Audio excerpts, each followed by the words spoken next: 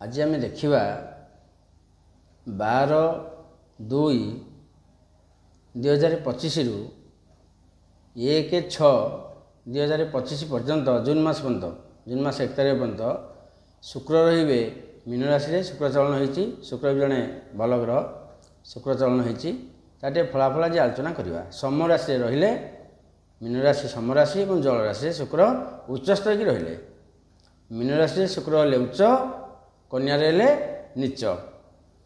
मेष राशि भाई भाई मानकर 1/1/2/1/3/1 जो तीनोटी राशि रहा एमाने कि फल पाँच आलोचना करवा। शुक्र रे मेष राशि द्वादश सुख भोग करेंगे। जे दुखे थे से सुख भोग कर निश्चय। नूतन वस्त्र घर को क्रय करेंगे। लुगागोटा को 500 लुगागोटा को 50,000 50,000 लुगा किनी पारती असुविधा कौन अच्छी। बसन क्रय करेंगे। नूतन अलंकार दामिका अलंकार क्रय करेंगे निश्चय। सुगंधि द्रव्य घर को आणुंट एमासे मेष राशि भाई भाई मैंने शौखिनी वस्तु टीवी हो कि भल जिन कौन गोटे घर को फ्रिज हो एसी हो क्रय करूँ शुभ रही।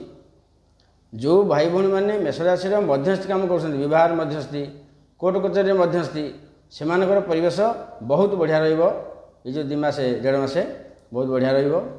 जो मैंने होटेल जो भाई भाई मैंने काम कर होटेल परिवेश बहुत बढ़िया रही। दरमा बढ़ो जब पिलाटे कम कर मालिक भल पाइब ये सब जिन रही।